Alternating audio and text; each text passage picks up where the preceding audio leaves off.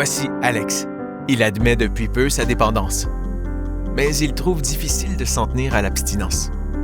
En arrivant à comprendre la maladie de la dépendance, cela aide à bloquer sa progression et à alléger ses symptômes. Pour faire face à cette maladie, la Maison Jean Lapointe utilise le modèle Minnesota. Selon ce modèle, la maladie est composée de 4 dimensions. La dimension physiologique, psychologique, spirituelle et sociale.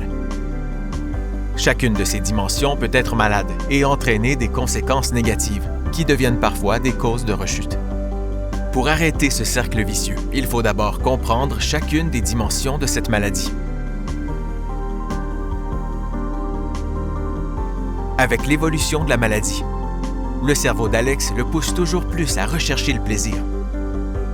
À force de le trouver dans la consommation ou le jeu, s'y tourner est devenu un comportement automatique.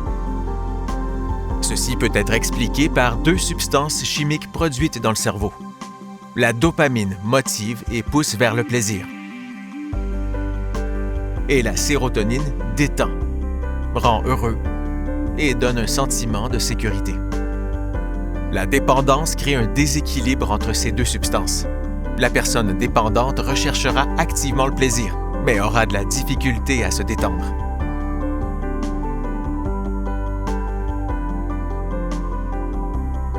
L'intensité des émotions d'Alex affecte chacune de ses décisions, et à force d'utiliser la consommation ou le jeu pour y faire face, s'y tourner était devenu un comportement automatique.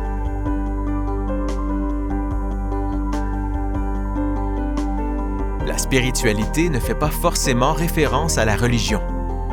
Elle inclut une connexion profonde avec soi-même, les autres et une puissance supérieure telle que nous la concevons. Elle se manifeste dans nos comportements. Par exemple, lorsqu'Alex n'arrivait plus à retrouver un sens à sa vie, il se tournait vers la consommation ou le jeu. Mais cela ne le comblait que temporairement.